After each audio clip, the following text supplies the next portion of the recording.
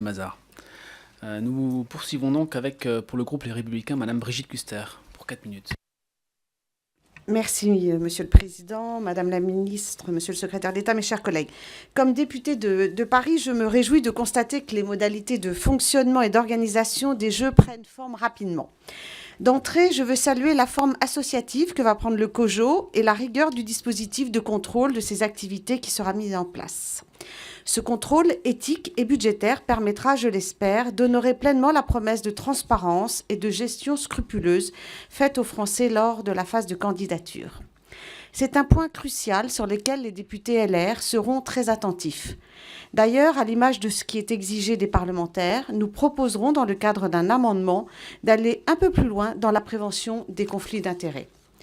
Mais soyons clairs, l'objet central du projet de loi est d'autoriser les organisateurs à déroger à un certain nombre d'obligations en matière de publicité et de règles d'urbanisme, notamment, et ce afin d'honorer le contrat de ville hôte qui nous lie au CIO et de livrer les infrastructures à temps.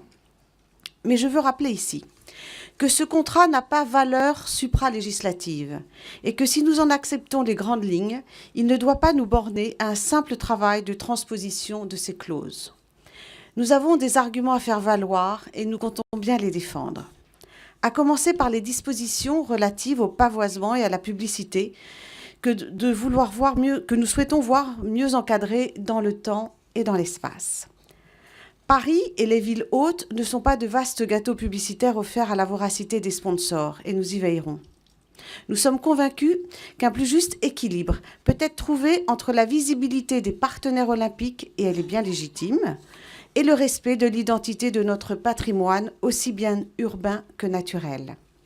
La possibilité introduite par le projet de loi d'apposer de la publicité sur les monuments historiques pose, selon nous, de vraies difficultés. Nous souhaitons que la loi limite sensiblement le périmètre d'autorisation. Nous sommes également très sensibles à la manière dont les habitants et les élus locaux seront associés au processus d'organisation des Jeux.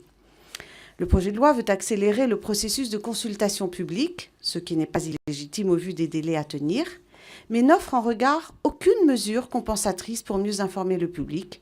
Nous déposerons d'ailleurs un amendement dans ce sens. Nous voudrions également que le projet de loi évolue à propos de la durée de dérogation accordée au COJO pour louer des logements étudiants au bénéfice de personnes accréditées par le CIO. Le dispositif actuel risque en effet de compromettre la rentrée universitaire de milliers d'étudiants. Il est probable qu'une meilleure solution peut être trouvée pour mieux articuler la fin des Jeux et la reprise du fonctionnement normal des résidences. Là aussi, nous déposerons un amendement. Enfin, d'autres amendements seront défendus, à l'instar de ceux de mon collègue Maxime Minot, que j'excuse, et qui a beaucoup travaillé sur le texte dans un état d'esprit, comme le mien, tout aussi constructif, tout en restant républicain. Non, mais je me tourne vers mon voisin. L'objectif, qui nous anime n'est en rien de complexifier les procédures, mais de trouver le bon compromis entre les exigences légitimes des autorités organisatrices et le respect d'un certain nombre de principes qui nous semblent essentiels. Madame la Ministre, Monsieur le Secrétaire d'État, nous vous faisons toute confiance pour nous entendre et nous écouter. Je vous remercie. Merci beaucoup, Madame Kuster.